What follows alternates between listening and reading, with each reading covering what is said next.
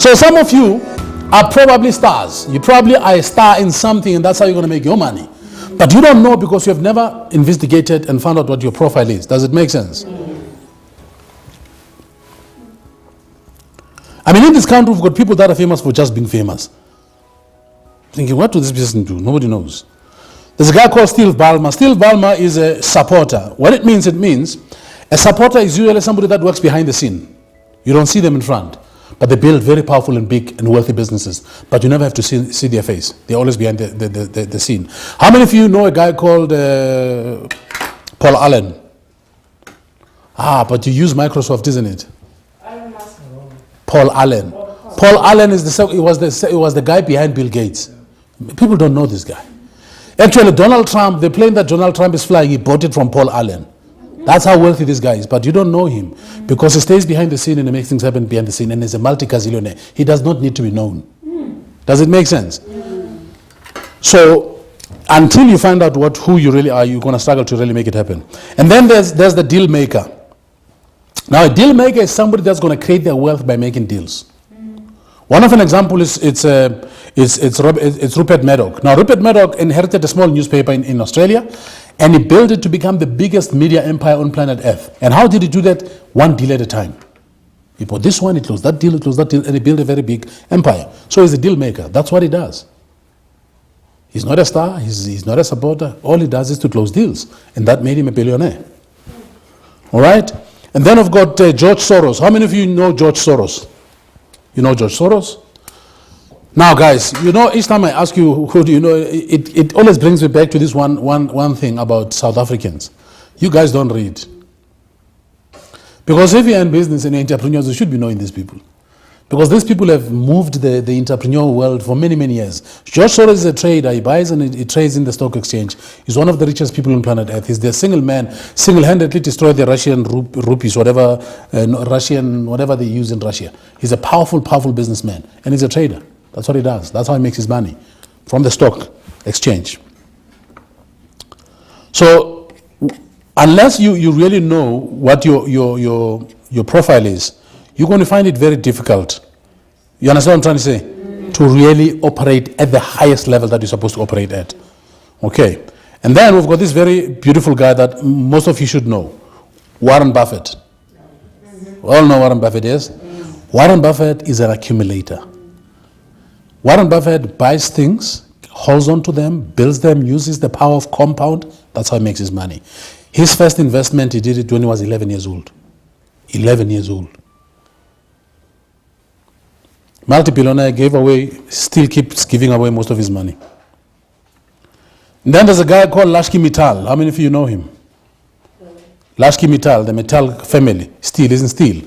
And his profile is he's a lord. That's what he does. You know, he is in the steel refining business. So he buys assets that create wealth, and he holds on to them, and he lords over them, and he builds them. That's how he makes his money. Very powerful guy. And then there's a guy called Michael Dell. How many of you know Michael Dell? Michael Dell, the Dell computer? Yeah. That's the guy. What is his profile? His profile is a mechanic. Michael Dell is the kind of guy that can build systems behind the scenes as well. He came and when he came with Dell, people thought, there's Microsoft, what are you going to do? But he knew that he was going to make a dent into the market, and he did. And Dell is one of the most powerful computer companies in the world today.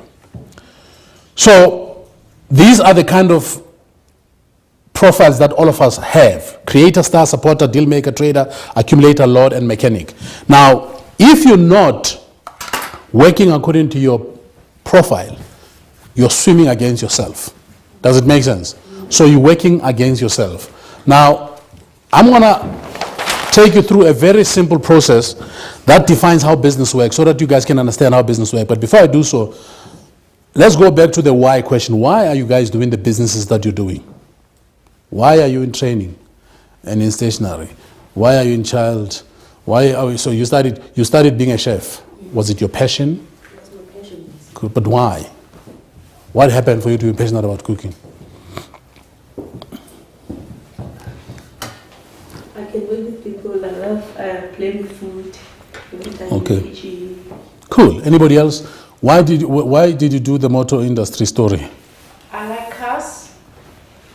And I've seen that each and every one, when you start maybe your first job, what you think is to buy a car. So I've seen that it's going to be always a market. For the car. Yes. We're in about, well, cars now drive themselves, cars now fix themselves. It's a fascinating thing, isn't it? In 5 years, I'm going to manufacture that repairs oil pumps, filters. Cool, lovely. Now, the why question is a very profound question in any business. Because I believe, and I've studied this, and I've seen with a lot of entrepreneurs, that people that build great businesses are people that found a need in society, and they then solved that problem. They're solving a problem for society. And by virtue of them solving that problem, they create wealth. I'm yet to hear or meet people that says, I'm in business for the money, because there's nothing as common as people with money but who are poor. There's nothing as common. They've got the money, the big zeros in the bank, but they're poor in everything. Does it make sense? So now, the why for me is very important. Now, who makes a millionaire in his business a year? Yeah, you make $1 million a year. Close to $1 million. And how much profit do you make out of that? 40 to 45%. Profit. And how long have you been in business? 6 years. So you probably have saved 10 million. No. Where's the money? Costs me a lot of expenses. Like what? Websites. You download free stuff, man. The job that you do, you don't pay anything. You only pay for electricity. Because WordPress is free, Joomla is free, all these things that you're using are free. You don't pay anything. What about employees, the airtime, the... But you say you're making 40% profit. When you say profit, it means after your expenses. That's what it means. No, what happens a lot in our industry is that we've got a lot of printing and outsourcing of other things. So No, but you see, no, my man. But you just said to me you're making 40% profit. yeah, sure. Okay, ladies and gentlemen, now here's the challenge that most businesses have. Most businesses don't know what profit is. That's true. Do you understand? So therefore, we're going through we're recycling ourselves a very vicious cycle every other day. Some of you were better off when you were employed because they paid your salary, they took tax away from you, they gave you leave, you had a sick leave and all those kind of things. Then you leave your work and say, I'm going to start a business, you first become self-employed. You become the worst enemy of who you are supposed to be. You work longer hours, you can't go on leave. You do not save anything. Money comes in, but money goes out like as quick as it comes in. And every year, every January, you start from scratch again. Let me tell you, it happens to the best of us. All of us have gone through the same thing until we redefined our businesses. And the fascinating thing is, we've got people all over the country running around there, I'm an entrepreneur. I said, no, you're not an entrepreneur. No, it's true. You are self-employed and you're your worst employer. Because if you can't take leave, you're in trouble, Charlie. You don't have a day off. You don't have a day off. You work Monday to Monday, 18 hours a day. And most of you say, I'm doing this for my family, but you hardly see the family you're saying you're working for.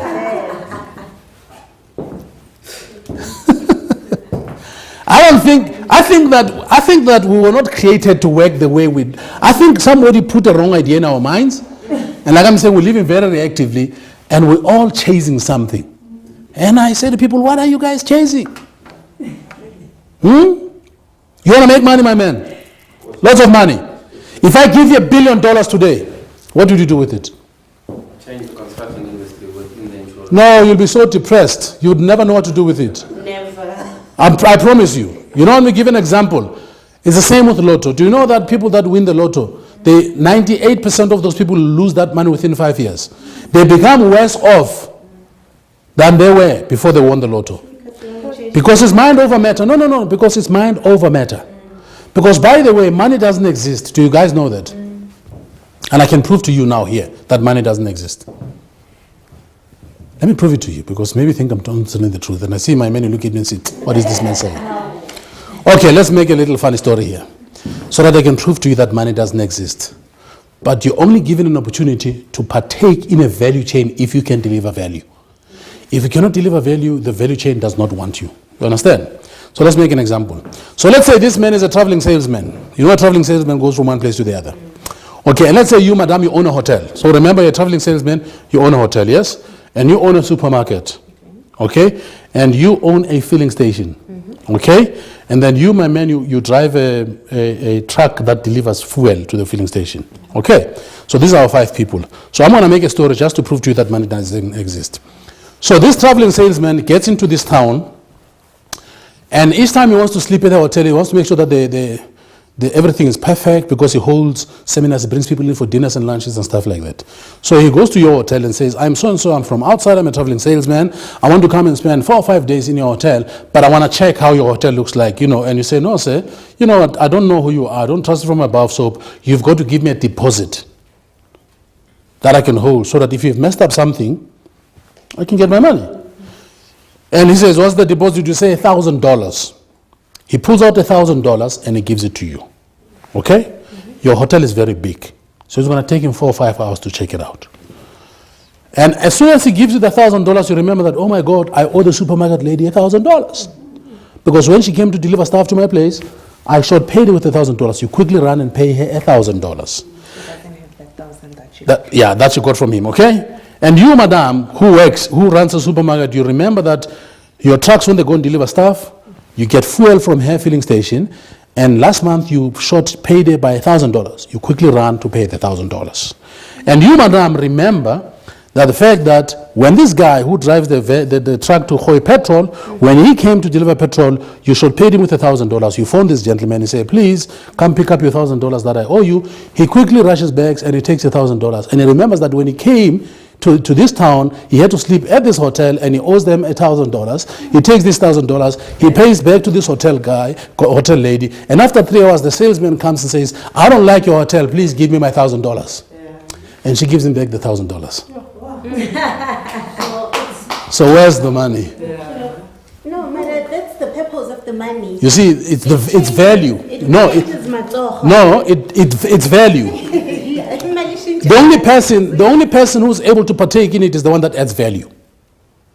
So if you've got no value to give, you don't partake in it. It excludes you. Does it make sense? Therefore, poverty is not an illness. It's just unproductiveness. It's just being unable to produce value that you can be given an opportunity to get into this value chain. Because this chain can increase. There can be a pharmacist here, there can be this guy owns the petrol station, the guy who refiner, the one who owns the ship, the one who's in Saudi Arabia deciding the price of oil, the one you understand? So the value chain is very long, but we can only partake in that value chain when we add value. If you don't add value, you don't get in the deal. Does it make sense? So business, ladies and gentlemen, ultimately is about changing and transforming society. But as you do so, then you become profitable. Does it make sense? So if you're running a business that is not profitable, that does not make profit, you are not in business. Does it make sense? So I'm going to share with you a very powerful process that's going to help you to go and relocate your business. Now, before I do so, there's this obsession that people have about being multimillionaires and millionaires and whatever. And I remember I had a chance to speak to a seminar, an entrepreneur seminar. And I then said, so who wants to be a millionaire? And everybody raised their hands. And it was like, people went into a frenzy. Hey, I want to become a millionaire. I said, that's good. Then I said, here's my question. What is a millionaire? And nobody knew what a millionaire is. But they all wanted to become millionaires. Isn't it funny? That you want to become something that you don't know. You can't define. You don't know how it looks like. You don't know when it's going to happen. You don't know what happens after it happens. Then I said to them, I've got bad news for you. None of you in this room are going to become millionaires. I was telling the truth. Because you don't become that which you don't know.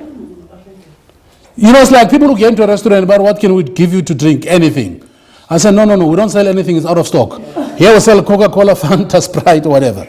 You know what I'm trying to say? Yeah? Choose one of those. You can't say anything. People like to say, I'll have anything. Anything is sold out. Nobody buys it anymore. So Arsa is stocker. Here we stock specific brands. So that's the same with business. You have to define, you have to always begin with the end in mind. If you understand your why, your how is going to come, what impact it's going to do, then you have to start with the end in mind. Because two things happen to all businesses. Either they shift to the next generation or they die with the founder. And 100% of businesses in the black society die with the founder.